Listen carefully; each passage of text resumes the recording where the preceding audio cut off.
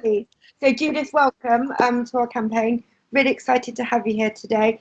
If you could just give us a brief kind of your journey of where you are today, how you got here, and we can take it from there.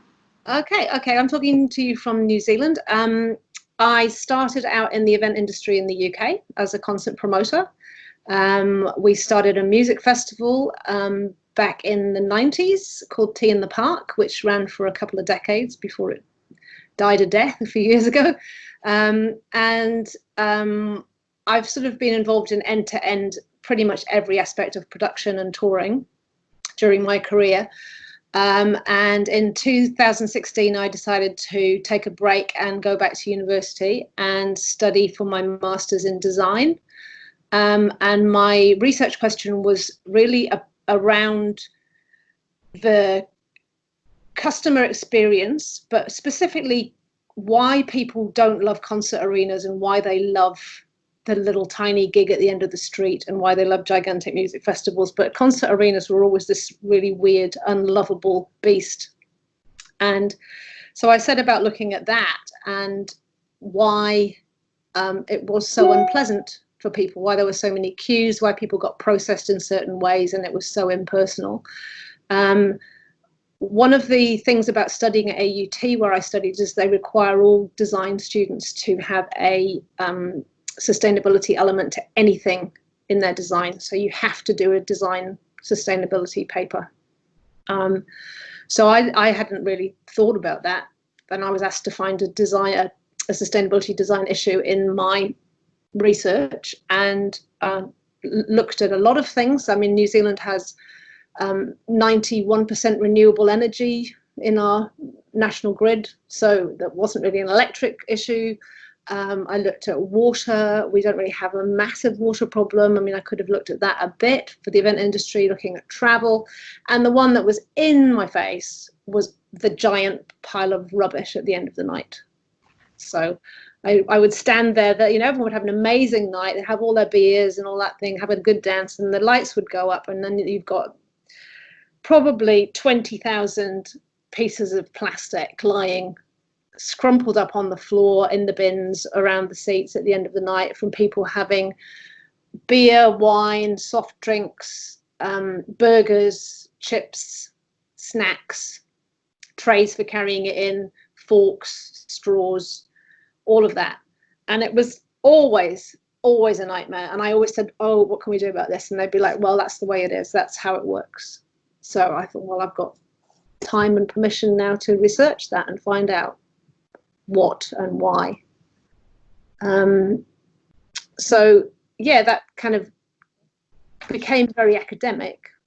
And then I'm in a really lucky position at the arena that I'm quite senior, so I was able to say, hey, I did this thing at uni, and I think we can do it.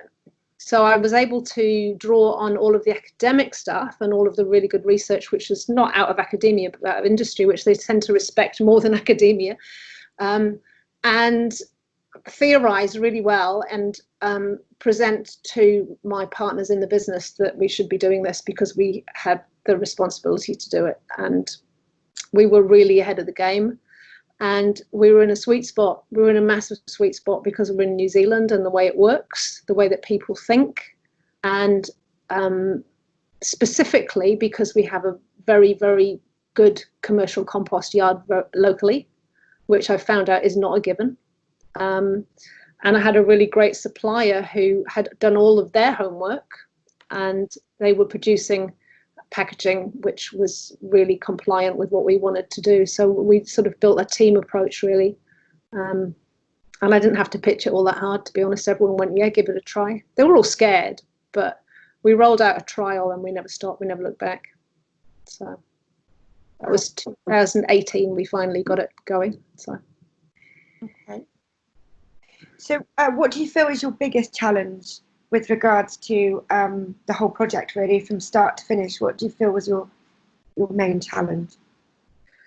I think looking back, there were a lot of naysayers who didn't say it in front of my face. Okay. So that is actually quite treacherous. If people are in a meeting going, oh, yeah, we'll give it a go, and then they leave the meeting, and mutter and talk to each other, and you don't know about it, then I think that would have been my undoing. But as I said to you, I'm quite senior, so I could actually say, we're doing this because I say so. I was not a junior, earnest, greeny, eco, tree huggy member of staff. I was senior management, and I said, we should do this because we should. So I think that I think I bulldozed it through, actually. But I think if you weren't in my position, I think you could find there'd be a lot of people coming up with spurious arguments. And I think that a lot of that comes from your other great enemy, which is sort of misinformation. Yes, of course.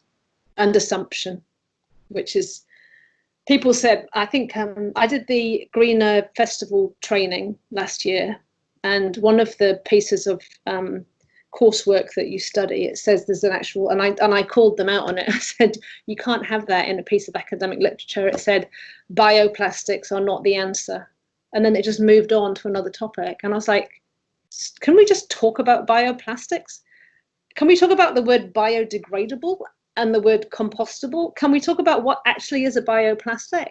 Because if you don't actually understand what you're dealing with, the actual nuts and bolts, then you're also dealing in misinformation. So you have to find the ugly truth and look at what the right thing to do is. And I don't think anyone could pick up the model of what we do and plonk it somewhere else, because we're doing best practice for where we are and what we do.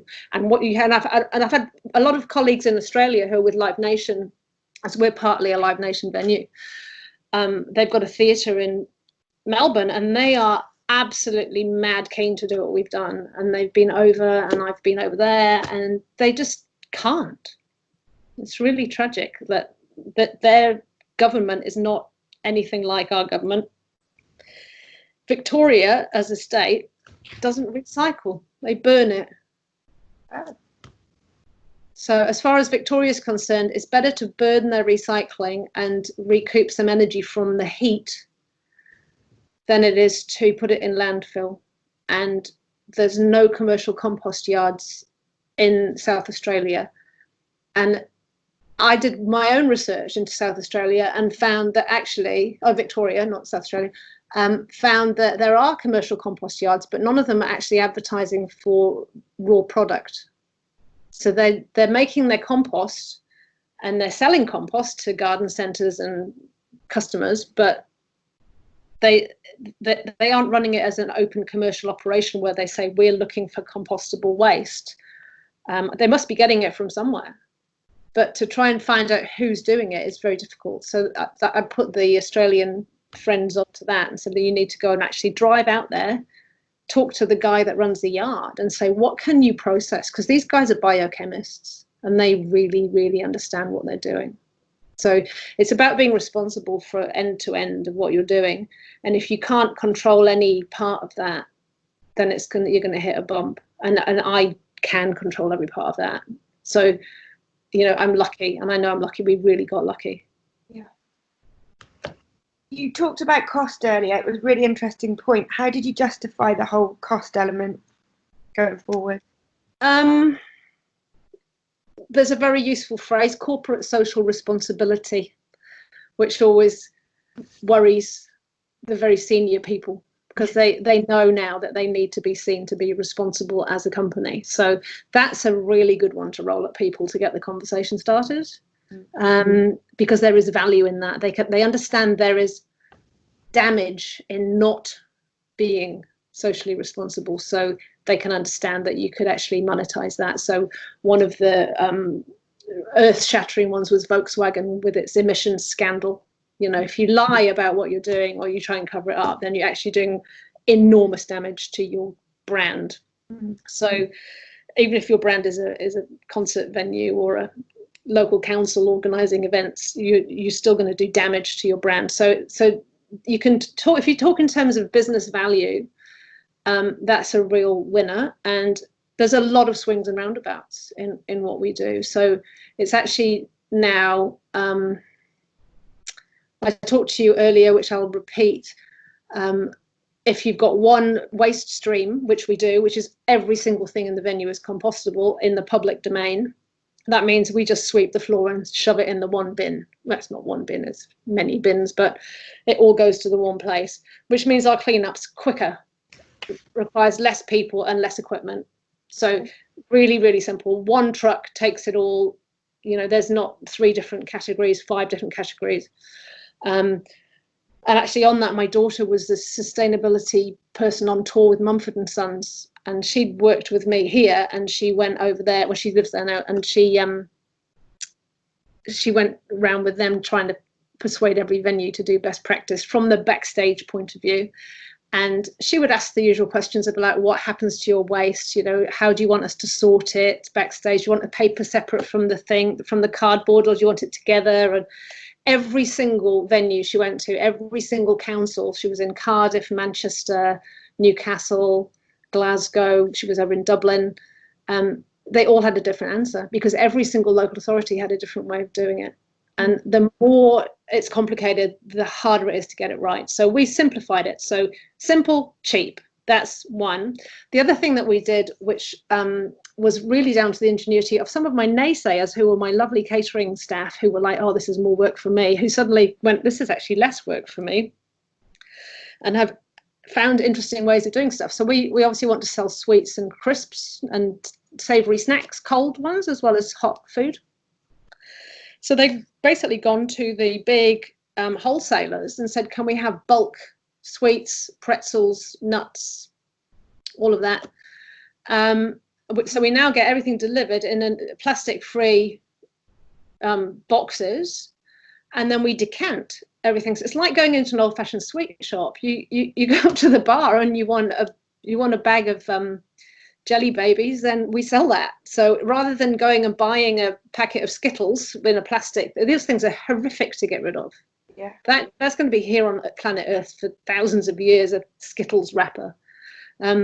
So rather than doing that, we're selling sort of old-fashioned sweets. And the Royal Shakespeare Company in Stratford, actually, when I was over there one time, they it's a plastic, but they would have a plastic pot with a plastic lid. So it's like a cup with a lid without the hole for a straw, and they would fill it up with sugared almonds or something equally medieval while you're watching Shakespeare, which means that you're not rustling anything. You just lift the lid and you eat your sweet silently while the play's going on. We don't have that issue, but we do have PLA cups with lids. So we've used that for snacks as well.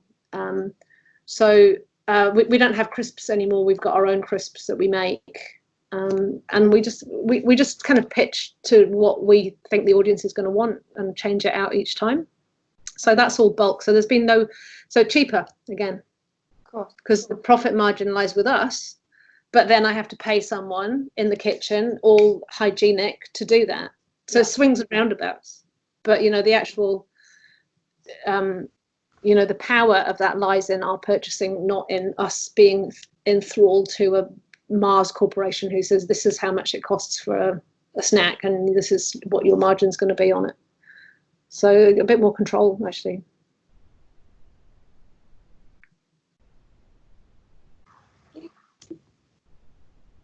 Anything else you wanted to ask? Yeah, Nikki. Well, I have a question about the audience and your attendees. How have they responded or reacted to the measures you've brought out around sustainability at your events? I sent you a video. The first night we did it, the news crew were in. So on one of the videos I've given you a link to, they interviewed some customers. Did you see that? Don't think I've seen that one. It's one of the longer videos. It's in the middle. There's a TV report. Okay. And they go around the interview, but they interview me for half a second, but there's interview people and asking them what they think. Most of them couldn't tell the difference. So the product quality is really high. There's one guy they interview and he said, oh, they gave me a straw and I thought we were doing away with straws, and then they explained to me and I went, oh, that's great. So our straws are made of cornstarch and they go in the compost. There's no chance of them ending up a turtle's nose. So, you know, a straw itself, this is the thing, misinformation, be careful. A straw itself is not the problem. No. The problem is actually owning the supply chain and the disposal, it's the whole concept of cradle to cradle. Somebody somewhere along this path that we take with this stuff has to be responsible for the whole thing. You've got to join the dots. And I took that as our responsibility as a venue to do it. I don't put it to the hirer because they're here today and gone tomorrow. The band have got their own opinions, but quite often they're completely and utterly wrong. Mumford & Sons brought to New Zealand, hilariously, they wanted a plastic-free tour. So they brought Tetra Paks, the kind with the plastic lid. Mm-hmm. So there was Forest Stewardship Council pulp from sustainably managed forests in Sweden, which was then flown as a carton to Australia. Obviously was made of, it had a layer of aluminium, a layer of plastic, layer of pulp, and another layer of plastic on the outside. And that plastic was all PLA, but it wasn't recyclable. It's PLA. So they then shipped those cartons to Perth, Australia, which last time I looked had a massive drought, filled it with water locally. And they then took those cartons, air freighted them from Perth to Sydney, to Brisbane, to Melbourne, to Auckland. And they're walking around my venue, swigging these cartons, going, we're plastic free, aren't we great? And I was like, I've got a water cooler. Did you guys not bring a water bottle on tour? This is New Zealand. We have beautiful water. What actually is your problem? Why do you have to walk around the thing that looks like a milk carton? So I took my daughter talking to Marcus Mumford halfway around the world about 3 months later to say, look, can I just rip this apart and show you what it's made of? Because I took it to my waste management team and said, so that they're called Green Gorilla. They're a Kiwi company, and they're the only waste management company that don't own a landfill. So they're doing everything they can to monetize waste and keep it out of landfill. So they're very, very good at helping me. Like they demolished a lot of council houses recently, and they took all the gyp board from the walls and they've extracted all the gypsum, which is this really important nutrient for fertilizer. So they rather than just putting it in landfill because they don't own a landfill, they went, oh, how can we take this out and strip it? So they obviously took this carton and said, well, we'll try. And they just, because it's laminated, they couldn't, just horrific, straight to landfill. But you've got Mumford & Sons go, great, we've got a plastic-free tour. Well, apart from the little lid, and you're like, oh my God, shoot me. So I got very sidetracked on that. But yeah, it's about just having the nous really to know what you're putting out there and saying, straws are not bad. They're just something to suck the drink through. It means people don't spill it, which means there's less accidents, so that's good. But actually, it's not an issue to dispose of it. But no, in general, our customers are really happy. They're getting cold beer in a cup, which doesn't look stupid, and they don't have to take something back for a refund. I mean, particularly at a concert like we do, rather than a festival where you're drinking all day and you might want a reusable cup, but at a gig you're going to run for the train at the end of the night, so you don't want to line up and get 50 cents back on a reusable cup. So I mean, not that we could use those things anyway, but in general the customers don't have any inconvenience. The only problem I do have some landfill bins around the arena, because if people have come in with stuff in their bag and they've got literally nowhere to put it, I don't want them to contaminate the compost. So my problem, actually, I go around on the night and my kids laugh at me as I just put gloves on and I take rubbish out of the landfill bins and put it in the compost bin because they've done it wrong. But that's it's the error the wrong way. But generally, they're a little bit unaware. To be honest, we've done a few videos. We've got big screens now in the foyers, which is quite recent, and we've done a lot of videos of the compost being made. Other things we've done is we've branded all the cups with a bee. So we've got beehives backstage, so the gardens have been nourished with the compost. So it is to sort of, it's window dressing to a point, but we do have honey. In fact, I've got some honey at home. It's on my video, but because they see the beehives and the bee is on every cup and on every carton and all that kind of thing. So that, and the bees on the bin as well. So there's this kind of like connection that you can make between it. And we just refurbished our main bar, and it's all hexagonal. So there's lots of a honeycomb kind of motif running through things quite subliminally. And we've got wooden boards that say cups to compost with just a big arrow. And I got a local artist who's called John Reynolds, who's quite well known. He's very, he does quite humorous kind of wordy art. And so I got him to do all the art for us. So it's got a real sense of authenticity. It's not like a corporate with an icon. We actually said, can you draw a bee, and can you do an arrow, and can you write some words? And so we've used that on everything. So, but I think generally the public, when they do know, when they notice, when they realize, they feel very pleased about themselves, because we've not made them complicit in something that's unsavory. We've made them complicit in something that's positive. So my main job is fanning that feeling and making them feel really happy about it. But every now and then you get someone storming up and yelling at us for using straws. It's quite funny. But yeah, I mean, it depends how much PR you feel like you need to do. I mean, in a way, if they just had no idea and they just carried on, then fine. But I would say some of the value for Live Nation in what I've done is that the customers go, wow, it's a zero waste concert, amazing.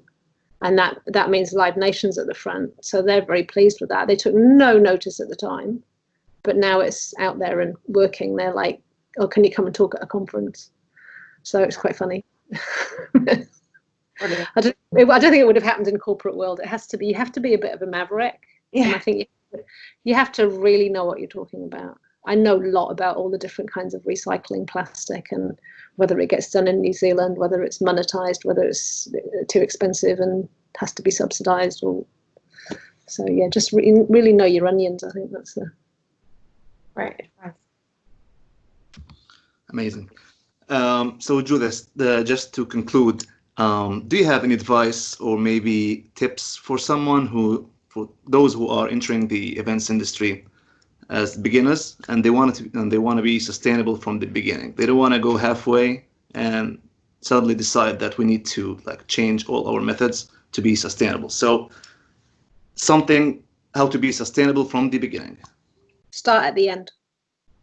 Work backwards. Say what is my impact going to be? And actually ideate what you want.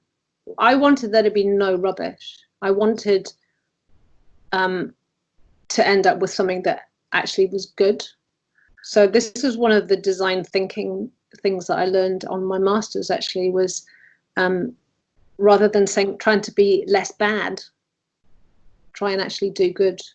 So when I was thinking about, as I said to you, you might not be able to find a compost yard that will do what you need to do, but if you can find a way of doing good by your event happening and by people having, and don't assume that because things have been done a certain way, they have to be done that way. People say, oh, but people need this. And you go, no, they don't. They need a drink.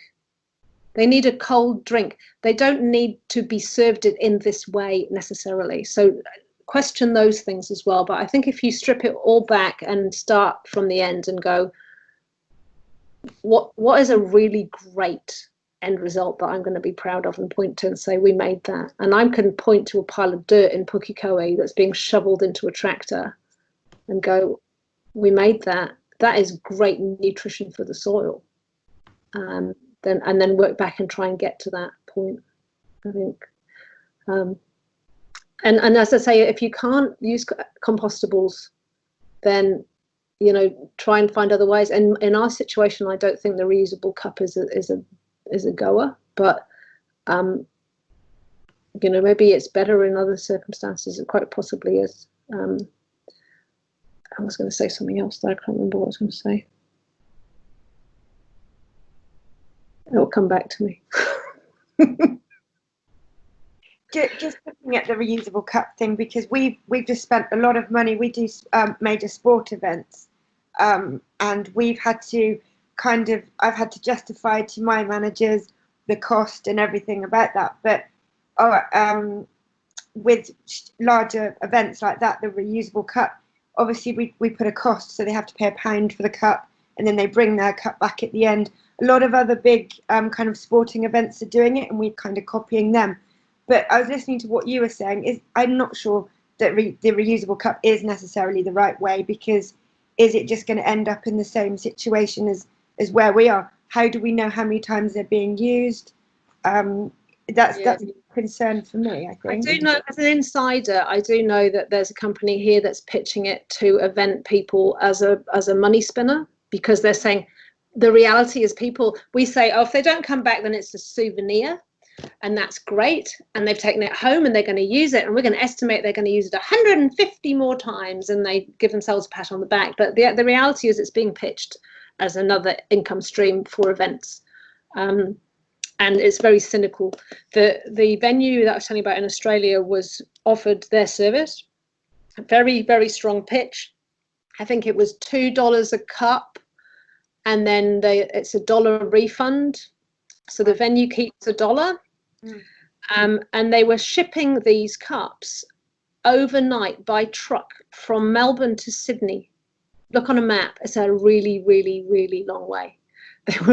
They were shipping them overnight to wash them and bring them back, because they didn't have a washer in Melbourne that had a drying facility, because if you don't dry them, they stick together and you can't pull them apart again. So they were being sold this as a money spinner, and economically it was actually way better for them to have paper cups and chuck them in the bin. Wow. You know, put them in an incinerator and extract a bit of energy. I mean, it's actually but I can see on certain events it's a great thing, because what happens is if you've got a refund, it's a bit like when we were kids. I don't know if you had this, but you get money back on a lemonade bottle. I'm a bit old. There was a concert in Auckland down at one of the parks, and that was the situation. There were people walking around with towers of these. Loads of people had just said, oh, stuff it, and gone for the bus.